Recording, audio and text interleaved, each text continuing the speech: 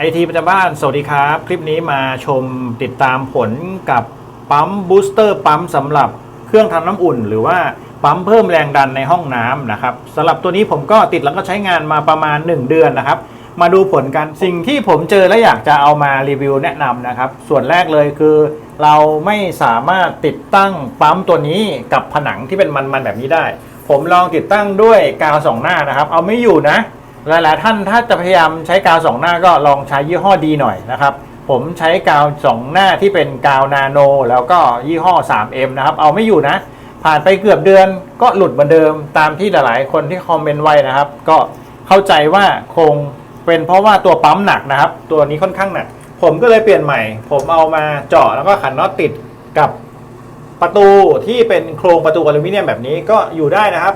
นี่คือประเด็นแรกนะคุณไม่สามารถที่จะติดกาว2หน้ากับตัวนี้ได้นะครับผมติดกาว2หน้าแล้วเอาไม่อยู่ก็เลยแปะตัวกันเสียงแล้วก็เอามาแปะไว้แบบนี้นะครับคุณก็สามารถทำแบบผมได้นะประเด็นแรกที่เจอก็ประมาณนี้เขาหนักพอสมควรแล้วก็อย่างหนึ่งสายตัวเนี้ยมันจะดึงหลังลงข้างล่างแล้วมันหนักนะครับประเด็นที่2สิ่งที่เจอเวลาใช้ไปนานๆเนี่ยตัวปั๊มเองมีเสียงดังนะครับผมไม่แน่ใจว่าเสียงดังเนี่ยเกิดจากอะไร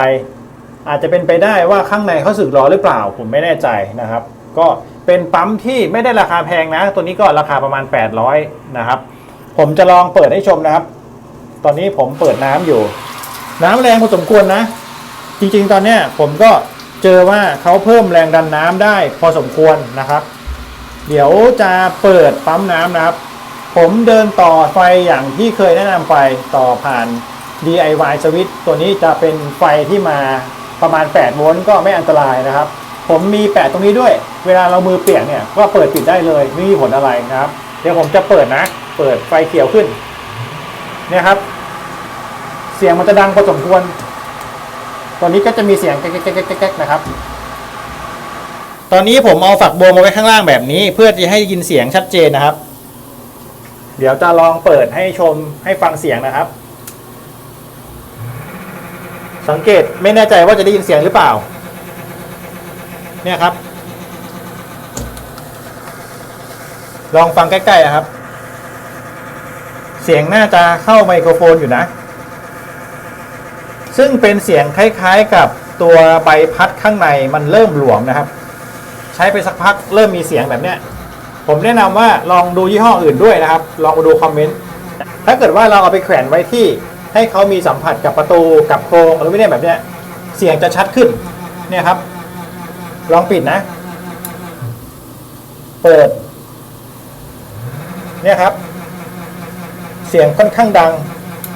ปิดเปิดอีกทีครับเนี่ยก็ถือว่าค่อนข้างดังนะครับท่านใดที่กำลังมองหาปั๊มบูสเตอร์ก็แนะนำว่าลองเปรียบเทียบกับยี่ห้ออื่นด้วยนะครับยี่ห้อนี้ข้างในเหมือนจะเป็นใบพัดพลาสติกหรือเปล่าผมไม่ได้ชัวร์นะครับก็เอามาฝากประมาณนี้เป็น2จุดอ่อนข้อเสียเลยก็ว่าได้สำหรับการติดตั้งปั๊มบูสเตอร์นะครับถ้าเกิดเป็นปั๊มไม่ดีเนี่ยใช้ไปนานๆมันจะเริ่มมีเสียงเหมือนข้างในหลวมนะครับซึ่งผมเองก็ยังไม่ทราบว่าจะแก้ยังไงเดี๋ยวขอศึกษาหาวิธีแก้ก่อนนะครับเสียงก็มีเยอะพอสมควรแต่ไม่เสียนะแค่เสียงดังแรงน้ำก็ยังปกติอยู่นะครับแต่เริ่มมีเสียงซึ่งตรงนี้ผมมองว่ามันเยอะเกินไปนะครับก็เอามาฝากประมาณนี้สำหรับท่านใดที่กำลังมองหาปั๊มบูสเตอร์อยู่ก็ระวัง2เรื่องนี้นะครับเรื่องแรกก็คือน้ำหนักแนะนำว่าให้ขันน็อตติดหาจุดที่ติดได้แข็งแรงนะครับส่วนที่2ก็คือระวังคุณภาพด้วยถ้าเกิดเป็นรุ่นที่คุณภาพไม่มากเนี่ยเสียงดังแน่ๆแบบนี้นะครับของผมก็คิดว่าผมซื้อมา800ก็น่าจะได้คุณภาพระดับหนึ่งแต่ว่ายังไม่พอนะเหมือนเป็นสินค้าที่คุณภาพกลางๆใช้ไปสักพักหนึ่งใช้งานหนักหน่อยก็จะเริ่มมีเสียงนะครับก็เอามาฝากประมาณนี้ขอบคุณที่รับชมครับสวัสดีครับ